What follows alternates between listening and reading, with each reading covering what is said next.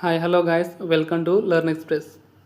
ఈ వీడియోలో మనం సైకాలజీకి సంబంధించిన గతంలో అడిగిన కొన్ని క్వశ్చన్లు ప్రాక్టీస్ చేస్తూ అలాగే ఆ ప్రశ్నకు సంబంధించిన పూర్తి వివరణ తెలుసుకుందాం. సైకాలజీ సిలబస్ మనకు ఏపీ అండ్ తెలంగాణ రెండు స్టేట్లో కూడా సేమ్గానే ఉంటుంది. అలాగే ఈ వీడియో కూడా మనకు ఏపీ అండ్ తెలంగాణ రెండు స్టేట్లో ఉన్న వాళ్ళకు కూడా యూజ్ అవుతుంది. ఫస్ట్ క్వశ్చన్ చూడండి, సామాన్యీకరణ సిద్ధాంతాన్ని ప్రతిపాదించిన వారు. మనకిచ్చిన ఆప్షన్ చూడండి, Charles Z, WC Bagley, EL Thorndike, JB Watson. ఇప్పుడు ఈ క్వశ్చన్కి సంబంధించిన టాపిక్ మొత్తం నేర్చుకున్న తర్వాత మళ్ళీ వచ్చి క్వశ్చన్కి ఆన్సర్ చేద్దాం. ఈ క్వశ్చన్ మనకు అభ్యాసన బదలాయింపు యొక్క సిద్ధాంతాల నుంచి అడిగింది. అభ్యాసన బదలాయింపు సిద్ధాంతాలు. అభ్యాసన బదలాయింపు దేని ఆధారంగా జరుగుతుంది అని వివరించే సిద్ధాంతాలనే అభ్యాసన బదలాయింపు సిద్ధాంతాలు అంటారు. ఈ అభ్యాసన బదలాయింపు సిద్ధాంతాలన్నీ అనుకూల బదలాయింపును వివరిస్తాయి. ఈ విషయం గుర్తుపెట్టుకోండి. మనకు అభ్యాసన బదలాయింపులు 4 ఉంటాయి, కానీ అభ్యాసన బదలాయింపు సిద్ధాంతాలు అనేటివి ఓన్లీ అనుకూల బదలాయింపు గురించే వివరిస్తాయి. మనకు అభ్యాసన బదలాయింపు సిద్ధాంతాలు 4 ఉంటాయి. అవేంది ఇప్పుడు చూద్దాం. సమరూప మూలక సిద్ధాంతం, దీనికి మరో పేరు సారూప్యత సిద్ధాంతం. ఈ సిద్ధాంతాన్ని ప్రతిపాదించిన వారు థారండైక్. రెండవ సిద్ధాంతం సాధారణీకరణ సిద్ధాంతం, దీనికి మరో పేరు సామాన్యీకరణ సిద్ధాంతం. ఈ సిద్ధాంతాన్ని ప్రతిపాదించిన వారు చార్లెస్ జడ్. మూడవ సిద్ధాంతం గెస్టాల్ సిద్ధాంతం, దీని మరో పేరు సమగ్రాకృతి సిద్ధాంతం, అలాగే ట్రాన్స్పోజిషన్ సిద్ధాంతం. ఈ సిద్ధాంతాన్ని ప్రతిపాదించిన వారు వెర్దిమన్, కోహెలర్, కోప్కా. ఈ ముగ్గురునే మనం గెస్టాల్ వాదులు అంటాం. నాలుగవ సిద్ధాంతం ఆదర్శాల సిద్ధాంతం. ఈ సిద్ధాంతాన్ని ప్రతిపాదించిన వారు డబ్ల్యూసి బాగ్లే. ఇవి మనకున్న అభ్యాసన బదలాయింపు సిద్ధాంతాలు. ఈ సిద్ధాంతాల పేర్లు అలాగే వాటి మరో పేర్లు కూడా గుర్తుపెట్టుకోండి. ఈ రెండింటిని గుర్తించడానికి చిన్న కోడ్ చెప్తా, మీకు ఇష్టం ఉంటే గుర్తుపెట్టుకోండి. డబ్ల్యూసి బాగ్లే, ఇక్కడ మనకు డబ్బులు ఉంది కదా, సో డబ్బులని మనం డబ్బులు అని గుర్తుపెట్టుకోండి. డబ్ల్యూసి బాగ్లే దగ్గర డబ్బులు ఉన్నాయి కాబట్టి అతను అందరికీ ఆదర్శం, ఎందుకంటే అతనిలాగా మనం కూడా సంపాదించాలి కాబట్టి. మీకు నచ్చితే గుర్తుపెట్టుకోండి. ఇక్కడ చార్లెస్ జడ ఉంది కదా, ఆ జడిని జడ అని గుర్తుపెట్టుకోండి. సాధారణంగా అమ్మాయిలకు జడ ఉంటుంది, కానీ ఇక్కడ సాధారణంగా చార్లెస్ జడ్కి జడ ఉందని గుర్తుపెట్టుకోండి. సాధారణంగా అంటే సాధారణీకరణ సిద్ధాంతం అని గుర్తుపెట్టుకోండి. ఇప్పుడు మనం ఎగ్జామ్లో అడిగిన క్వశ్చన్ చూస్తే సామాన్యీకరణ సిద్ధాంతాన్ని ప్రతిపాదించిన వారు ఎవరు అంటే చార్లెస్ జడ్. సామాన్యీకరణ సిద్ధాంతానికి మరో పేరు సాధారణీకరణ సిద్ధాంతం. మిగతా ఆప్షన్ చూసుకుంటే డబ్ల్యూసి బాగ్లే ఆదర్శాల సిద్ధాంతాన్ని, అలాగే ఈఎల్ థారండైక్ సమరూప మూలకాల సిద్ధాంతాన్ని ప్రతిపాదించాడు. జేబీ వాట్సన్, ఇతను అభ్యసన బదలాయింపు సిద్ధాంతాన్ని ప్రతిపాదించలేదు. ఇతను అభ్యసన సిద్ధాంతం అయిన నిబంధనోద్దిత అభ్యసన సిద్ధాంతాన్ని ప్రతిపాదించారు. ఈ విధంగా మన యూట్యూబ్ ఛానల్లో ప్రతి క్వశ్చన్కి పూర్తి ఎక్స్ప్లెనేషన్ ఇవ్వడం జరుగుతుంది. నెక్స్ట్ క్వశ్చన్ చూడండి, థరస్టన్ ప్రాథమిక మానసిక సామర్థ్యాల పరీక్ష ఈ సిద్ధాంతం ఆధారంగా రూపొందించబడింది. మనకిచ్చిన ఆప్షన్ చూస్తే సామూహిక కారక సిద్ధాంతం, బహుకారక సిద్ధాంతం, ద్వికార సిద్ధాంతం, ప్రజ్ఞస్వరూప సిద్ధాంతం. ఈ క్వశ్చన్ మనకు ప్రజ్ఞా సిద్ధాంతం నుంచి అడిగింది. ఇప్పుడు మనం ఈ ప్రజ్ఞా సిద్ధాంతాల గురించి నేర్చుకుందాం. ప్రజ్ఞా సిద్ధాంతాలు: 1 ఏకకారక సిద్ధాంతం, 2 ద్వికారక సిద్ధాంతం, 3 బహుకారక సిద్ధాంతం, 4 సామూహిక కారక సిద్ధాంతం, 5 స్వరూప నమూనా సిద్ధాంతం. దీన్నే ప్రజ్ఞా స్వరూప సిద్ధాంతం అని కూడా అంటారు. ఏకకారక సిద్ధాంతాన్ని ప్రతిపాదించిన వారు బినే, స్టెర్న్, టెర్మన్ అండ్ ఎబ్బింగ్హస్. ఒకవేళ మనకు ఎగ్జామ్లో ఏకకారక సిద్ధాంతాన్ని ప్రతిపాదించింది ఎవరని అడిగితే ఇచ్చిన ఆప్షన్లో ఈ నలుగురిలో ఎవరి పేరు ఉంటే వాళ్ళని పెట్టండి, లేదా ఆప్షన్లో ఈ 4 పేర్లు ఉంటే మాత్రం ఫస్ట్ ప్రిఫరెన్స్ బీనేకి ఇవ్వండి. ద్వికారక సిద్ధాంతాన్ని ప్రతిపాదించిన వారు స్పియర్ మ్యాన్. బహుకారక సిద్ధాంతాన్ని ప్రతిపాదించిన వారు థారండైక్. సామూహిక కారక సిద్ధాంతాన్ని ప్రతిపాదించిన వారు థారస్టన్. స్వరూప నమూనా సిద్ధాంతాన్ని ప్రతిపాదించిన వారు గిల్ఫర్డ్. ఇప్పుడు మనం ఈ ఒక్కొక్క సిద్ధాంతం గురించి నేర్చుకుందాం.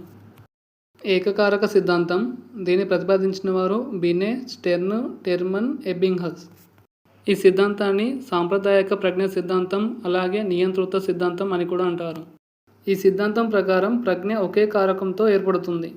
ఇక్కడ ఒకే కారకంతో ఏర్పడుతుంది అంటే ఒక రంగంలో ప్రావీణ్యం ఉంటే మిగిలిన అన్ని రంగాల్లో అదే విధమైన ప్రావీణ్యం ఉంటుందన్నట్టు.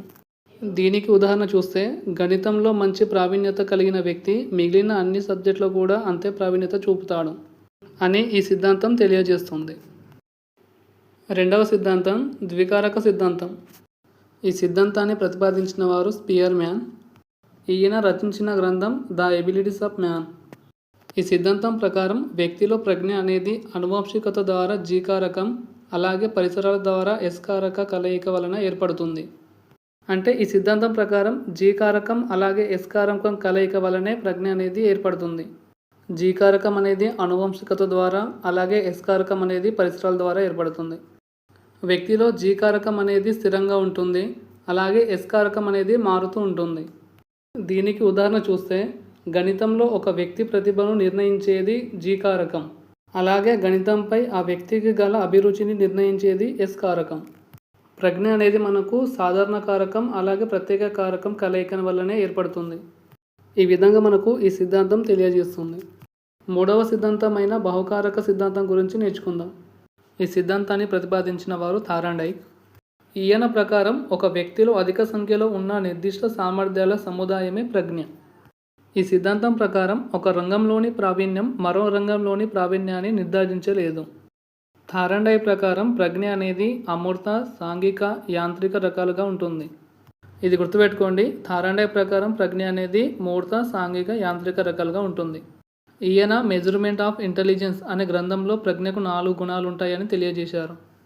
అవి స్థాయి, వ్యాప్తి, వైశాల్యం, నిష్పాదన, వేగం. థార్న్డైక్ ఏదో ఒకటి కాకుండా పై 4 కారకాలు కలిసి పనిచేస్తాయని, అన్ని కారకాల సముదాయమే ప్రజ్ఞ అని తెలిపారు. అలాగే ఈయన మానసిక సామర్థ్యాలను మాపం చేయడానికి CAVD పరీక్షను రూపొందించారు. ఇక్కడ CAVD అనగా C అంటే కాంప్లీషన్, A అంటే అర్థమెటిక్, V అంటే వొకాబులరీ, D అంటే డైరెక్షన్స్. అలాగే వీటిని తెలుగులో చూసుకుంటే వాక్య పూరణం, అంకగణితం, పదజాలం, నిర్దేశాలు. ఇవి మనకు బహుకారక సిద్ధాంతంలో ఉన్న అంశాలు. ఇప్పుడు మనం 4వ సిద్ధాంతమైన సామూహిక కారక సిద్ధాంతం గురించి నేర్చుకుందాం. ఈ సిద్ధాంతాన్ని ప్రతిపాదించిన వారు థర్స్టన్. ఈ సిద్ధాంతానికి ఉన్న మరో పేరు ప్రాథమిక మానసిక శక్తుల సిద్ధాంతం. అలాగే ఈయన రచించిన గ్రంథం ప్రైమరీ మెంటల్ ఎబిలిటీస్. అలాగే ఈయన ఒక వ్యక్తిలో ఉన్న 7 ప్రాథమిక మానసిక సామర్థ్యాలే ప్రజ్ఞకు మూలమని తెలియజేశారు. ఏ మానసిక చర్యలో అయినా ఒకటి కంటే ఎక్కువ సామర్థ్యాలు ఉంటాయి. ఈ 7 ప్రాథమిక మానసిక సామర్థ్యాలను చూడండి. ప్రత్యక్ష, స్మృతి, సంఖ్య, తార్కిక, ప్రాదేశిక, శాబ్దిక, పదధారలత. ఈ సామర్థ్యాలలో ఒక మానసిక చర్య జరిగేటప్పుడు ఖచ్చితంగా ఒకటి కంటే ఎక్కువ సామర్థ్యాలు కలిసి పనిచేస్తాయి. ఈ సిద్ధాంతం ఆధారంగా ఈయన ప్రజ్ఞా పరీక్షలను రూపొందించారు. ఆ ప్రజ్ఞా పరీక్షలనే ప్రాథమిక మానసిక సామర్థ్యాల పరీక్ష అని అంటారు. Primary mental ability test. ఇవి మనకు సామూహిక కారక సిద్ధాంతంలోని అంశాలు. ఇప్పుడు మనం 5వ సిద్ధాంతమైన స్వరూప నమూనా సిద్ధాంతం గురించి తెలుసుకుందాం. ఈ సిద్ధాంతాన్ని ప్రతిపాదించిన వారు గిల్ఫర్డ్. ఈయన ప్రకారం మనసు 3 ప్రజ్ఞా విశేష అంశాలతో నిర్మితమైంది. అవి విషయాలు, ప్రచాలకాలు, ఉత్పన్నాలు. ఈ మూడిట్లో కూడా కొన్ని కారకాలు ఉంటాయి. అవి ఏంటో చూద్దాం. విషయాలలో ధ్వని, చిహ్నాలు, మాటలు, ప్రవర్తన, చిత్రాలు. ఈ 5 కారకాలు ఉంటాయి. ప్రాచాలకాలలో సమైక్యాలోచన, సంజ్ఞానం, స్మృతి, మూల్యాంకనం, విభిన్నాలు. ఇందులో ఈ 5 కారకాలు ఉంటాయి. అలాగే ఉత్పన్నాలలో ఉన్న కారకాలను చూస్తే యూనిట్లు, పద్ధతులు, అంతర్భావాలు, సంబంధాలు, రూపాంతరాలు, వర్గాలు. ఇందులో 6 కారకాలు ఉంటాయి. విషయాలలో ఉన్న 5 కారకాలు, ప్రచాలకాలలో ఉన్న 5 కారకాలు, ఉత్పన్నాలలో ఉన్న 6 కారకాలు. ఈ మూడింటిని మనం గుణిస్తే మొత్తం 150 కారకాలు అవుతాయి. గిల్ఫర్డ్ ప్రకారం వ్యక్తి మనసులోని విషయాలు, ప్రచాలకాలు, ఉత్పన్నాలు వంటి పరస్పర చర్యల ద్వారా ప్రజ్ఞ 150 కారకాలతో ఏర్పడుతుంది. ఇవి మనకు స్వరూప మూలక సిద్ధాంతంలో ఉన్న అంశాలు. ఇప్పుడు ఒకసారి మనం క్వశ్చన్ చూస్తే థర్స్టన్ ప్రాథమిక మానసిక సామర్థ్యాల పరీక్ష ఈ సిద్ధాంతం ఆధారంగా రూపొందించబడింది. అదే సిద్ధాంతం అంటే మనకు సామూహిక కారక సిద్ధాంతం. సామూహిక కారక సిద్ధాంతాన్ని ప్రతిపాదించిన వారు థర్స్టన్. బహుకారక సిద్ధాంతాన్ని ప్రతిపాదించిన వారు థార్న్డైక్. ద్వికారక సిద్ధాంతాన్ని ప్రతిపాదించిన వారు స్పియర్ మ్యాన్. అలాగే ప్రజ్ఞస్వరూప సిద్ధాంతాన్ని ప్రతిపాదించిన వారు గిల్ఫర్డ్. ఇప్పుడు మనం నేర్చుకున్న టాపిక్స్ నుంచి ఎగ్జామ్లో వచ్చిన ఇంకొన్ని క్వశ్చన్ చూడండి. గెస్టాల్ అనగా ఆప్షన్స్ చూడండి. ప్రత్యక్షం, అంతర్దృష్టి, భాగము, సమగ్రాకృతి. ఇచ్చిన ఆప్షన్లో గెస్టాల్ అనగా అంటే సమగ్రాకృతి అవుతుంది. మనం గెస్టాల్ సిద్ధాంతాన్ని సమగ్రాకృతి సిద్ధాంతం అని కూడా అంటాం. అలాగే ఈ సిద్ధాంతాన్ని ట్రాన్స్పోజిషన్ సిద్ధాంతం అని కూడా అంటారు. నెక్స్ట్ క్వశ్చన్, ఈ సిద్ధాంతం సమగ్రాకృతి సిద్ధాంతం అని కూడా పిలువబడుతుంది. ఆప్షన్ చూస్తే సమరూప మూలక సిద్ధాంతం, సామాన్యీకరణ సిద్ధాంతం, ఆదర్శాల సిద్ధాంతం, ట్రాన్స్పోజిషన్ సిద్ధాంతం. సమగ్రాకృతి సిద్ధాంతాన్ని ట్రాన్స్పోజిషన్ సిద్ధాంతం అని కూడా పిలువబడుతుంది. అలాగే సమగ్రాకృతి సిద్ధాంతాన్ని గెస్టాల్ట్ సిద్ధాంతం అని కూడా అంటారు. ఇక్కడ చూడండి, సమరూప మూలక సిద్ధాంతం ఉంది కదా, దీనికి మరో పేరు సారూప్యత సిద్ధాంతం. అలాగే ఇక్కడ సామాన్యీకరణ సిద్ధాంతం ఉంది కదా, దీనికి మరో పేరు మనకు సాధారణీకరణ సిద్ధాంతం. నెక్స్ట్ క్వశ్చన్, ఈఎల్ థారండైక్ ప్రతిపాదించిన ప్రజ్ఞ సిద్ధాంతం. ఆప్షన్ చూసుకుంటే సామూహిక కారక సిద్ధాంతం, ఏకకారక సిద్ధాంతం, ద్వికారక సిద్ధాంతం, బహుకారక సిద్ధాంతం. ఇచ్చిన ఆప్షన్లో ఈఎల్ థారండైక్ ప్రతిపాదించిన ప్రజ్ఞ సిద్ధాంతం ఏది అంటే బహుకారక సిద్ధాంతం. ఫస్ట్ ఆప్షన్ చూడండి, సామూహిక కారక సిద్ధాంతం. దీన్ని ప్రతిపాదించింది ఎవరంటే థరస్టన్. ఏకకారక సిద్ధాంతాన్ని ప్రతిపాదించింది ఎవరంటే బినే, స్టెర్న్, టెర్మన్, ఎబింగ్హస్. అలాగే ద్వికారక సిద్ధాంతాన్ని ప్రతిపాదించింది ఎవరంటే స్పియర్మ్యాన్.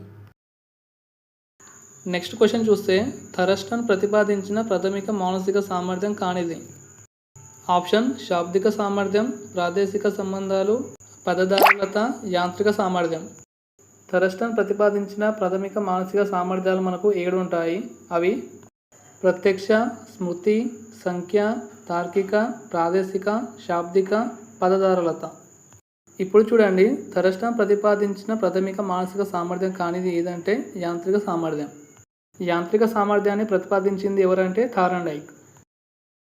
నెక్స్ట్ క్వశ్చన్, ప్రజ్ఞకు సంబంధించి ద్వికారక సిద్ధాంతాన్ని ప్రతిపాదించిన వారు. Option Thorndike, Gardner, Spearman, Thurstone. ద్వికారక సిద్ధాంతాన్ని ప్రతిపాదించింది ఎవరంటే స్పియర్మ్యాన్. థారండైక్ మనకు బహుకారక సిద్ధాంతాన్ని ప్రతిపాదించారు. గార్డెనర్ బహుళ ప్రజ్ఞ సిద్ధాంతాన్ని ప్రతిపాదించారు. థరస్టన్ సామూహిక కారక సిద్ధాంతాన్ని ప్రతిపాదించారు. ఈ విధంగా మన యూట్యూబ్ ఛానల్లో ఒక టాపిక్ని పూర్తిగా వివరించి ఆ టాపిక్పై గతంలో అడిగిన క్వశ్చన్లను ప్రాక్టీస్ చేసుకుంటూ అలాగే ఆ క్వశ్చన్లకు కూడా పూర్తి వివరణ ఇవ్వడం జరుగుతుంది. సో మీకు ఈ వీడియో నచ్చితే లైక్ చేయండి, మీ ఫ్రెండ్స్కి షేర్ చేయండి. అలాగే మరిన్ని వీడియోల కోసం మా ఛానల్ను సబ్స్క్రైబ్ చేయండి.